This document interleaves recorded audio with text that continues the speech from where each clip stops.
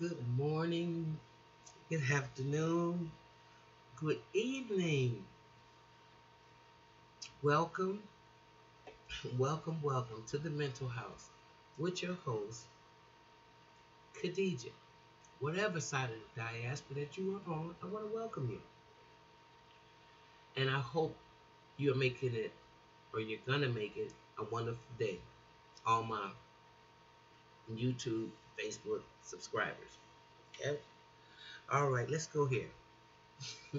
Y'all, let me say this. I hope I'm not obsessing with this guy because Donald Trump is a bull in a china shop. If you haven't come to that conclusion yet, it's not funny. Just keep watching him. He is a freaking bull in a china shop. There's not going to be anything left. He has been in office every bit of 25, 30 days.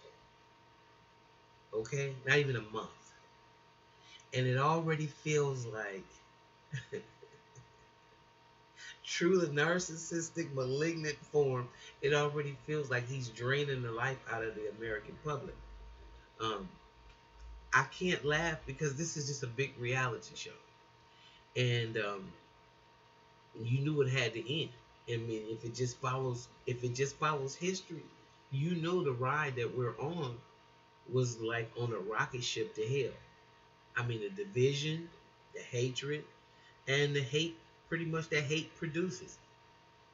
Nobody wants. It's a narcissistic nation, and that is exactly why the DSM took it totally out of the Diagnostic Statistical Manual, DSM for short, because this country has gone rampant, and because of the foundation that it was built on, lies, thievery, murder, just anything and everything negative. I don't know what we could really expect unless we really tried hard to overcome that on a spiritual level. I don't understand how we could have thought anything good could come out of um, laying this type of foundation. However, I do believe that America could be the greatest country in the world, and it is. And especially if it's true to what it says, like Dr. King said, what it says on paper. I mean, it's great. But now that we are so narcissistic and we are so crazy, we have evolved and devolved at the same time, if that's a word. Because, okay, Omarosa and Donald Trump, they are about what and what. Most narcissists, like, they can draw you in like moths to a flame. And especially, we are have become a codependent nation, just totally absolving others from, absolving ourselves from responsibility and looking for leadership to do everything for us. So to some degree, we have become like just a nation of codependence as well, emotionally. Okay, and a lot of us, hell, are just beat down. Okay, so when somebody like the narcissist comes along and you've experienced this all your life and all in your family and all everywhere, you just um, you have a feeling of just being overwhelmed. And as you can see, just by virtue of Donald Trump's audience, the hardcore, the ones that go, you know, kick her out, run them out. Just who would even want their leader of the free world to be behaving in that manner? I don't know. Maybe it's just me. You know, why am I why am I straight? Because this you can even think of nothing. It's like a drunken movie. I just don't understand. Listen, okay, let me just move on. And the reason why I wanted to bring up this today is because you have Omarosa Meneghel, who is really no joke. She's a scrappy, project, uh, sincere fighting type of narcissist who grew up in a very, uh, you know, family that, you know, just by virtue of her her living, I can tell she was put a lot of pressure on. Plus, she lived in the project, so she's not a joke, and that's what Donald Trump likes in her. But supposedly, according to April Ryan, this Omarosa lady, uh, who had one time invited her to her wedding months and months ago, is now on the attack and confronted her in the White House in an aggressive manner, telling her that they had a dossier with her, um, and that she was linked to being on Clinton's payroll. And the crazy part is, April Ryan said that Omarosa approached her so fast that she said, "Hey, hey, you better back up. You better back up. Better get out of my face. You're in my space." Now that is incredible. So you got Omarosa running around there like, this is really a bad movie. It's a bad movie. And again, like I said, I don't want to be obsessed with him at all, but because of my codependency issues, okay, deep down, I thought that I was working on this particular aspect of my nature, and then to be confronted now with the biggest narcissist on the planet running it, it's like, give me a fucking break. Give me a break. Okay, let me move past that. Let me move past that. What can I say about Diamond and Silk? Nothing. I won't. I won't. What I will say something about is the press conference. The press conference that he had with Netanyahu. That was the most disgusting, craziest. And you guys can see some of the clips if you didn't watch it. It's a train wreck. That the Netanyahu kind of smiled because he knows that he better stay in line because he doesn't know what Donald Trump will do. He's not part of the old program. This guy, he said that he agrees with both sides, and you can't. You can't agree with the Palestinian and the Israelis. And he presented this paper that said had all these components that the Palestinians had to agree to, which you knew they weren't. And Donald Trump is saying something so ridiculous as, "I agree with both sides. I agree with both sides." And I tell you, mhm, mhm. I mean, he's crazy. He's crazy. He's just too much. He's a bull in a china shop. I'm trying to tell you, please listen. He's a bull in a china shop. We remember. Remember I said we're circling the drain, and either we were going to go there fast, or either we were going to go a slow roll. And unfortunately, if this is the first 25 days, and I feel like I'm under narcissistic with I'm under narcissistic attack. That's what I feel like every time I turn on the television and Donald Trump is there. And for the people that are running around now with all this emboldened type of racist, attitudes. In fact, one of the things that he said he said a couple things that I actually agreed with him with, and that's what's so crazy. First of all, he said, "Listen, let me tell you something. There's two Chicagos.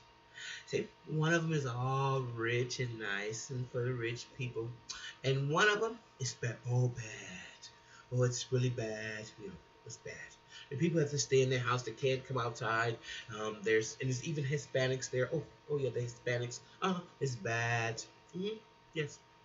Mhm. Now, that is absolutely true.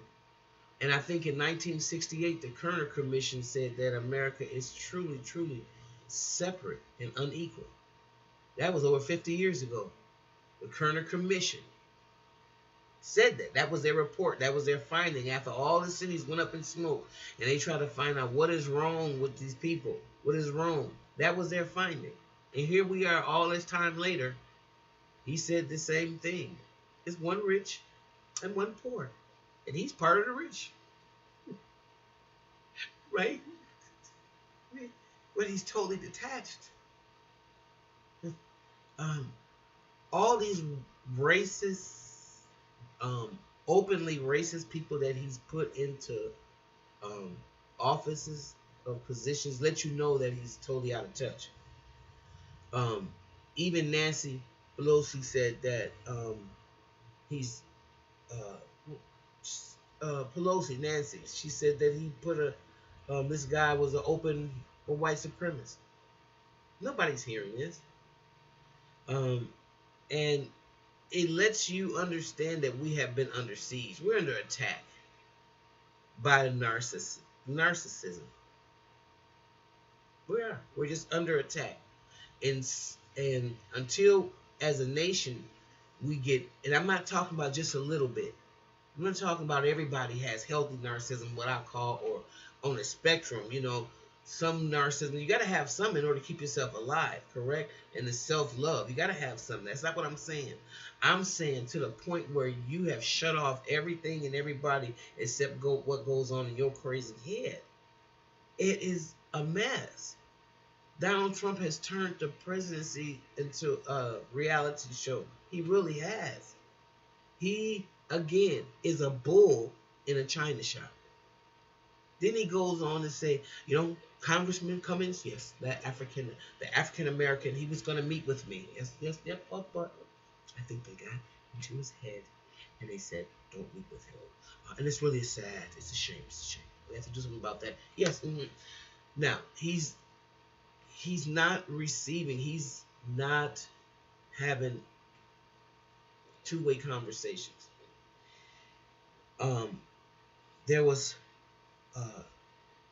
There was somebody that mentioned that he was responsible for racism, and I agree with him totally. He said, "Well, no, wait a minute. No, I didn't divide this country. This country was totally divided. It was totally divided country before I got in it, before I came into office. And I want to give a testament to Obama. He's not to blame. And he's absolutely right. He should know. He's the one that never even apologized for the full page ad that he took out in those boys that was accused of raping that white woman in the park, Central Park. He wanted them executed and wanted the death penalty brought back. He forgot all about that.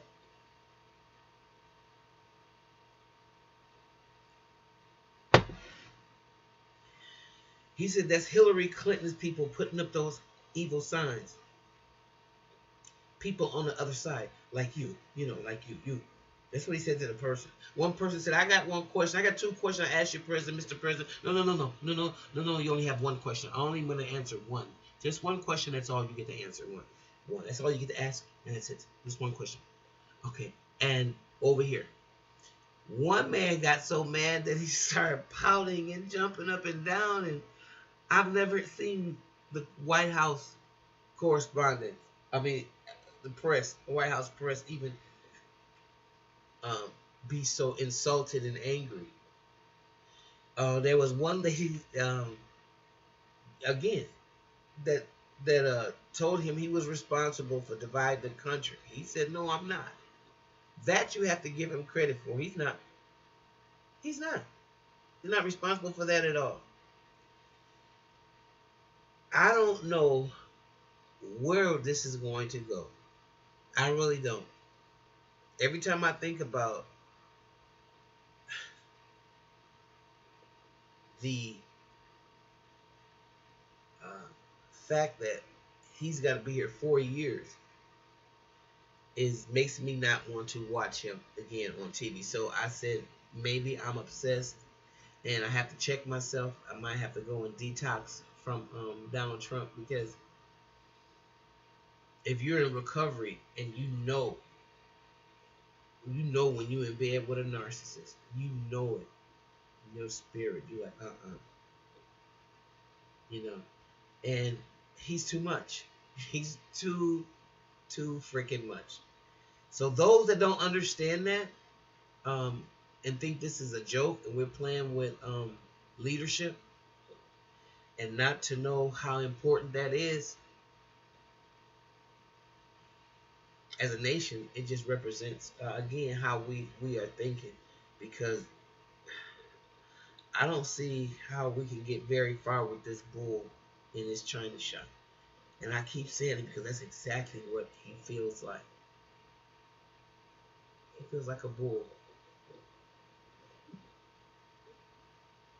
So, anyway, I'm done with that. And that's my diatribe today. And leave me your comment. Tell me what you think. Omarosa, Menegot, what in the hell is she? And then again, do you believe April Ryan is lying on her when she says that Omarosa accosted her and began to act real aggressive towards her? What is your opinion about that? I like to know. Okay? All right. I'm done. Go out and make it a wonderful day. And I'll see you right here next time in the mental house. Thank you for being out there. Bye bye.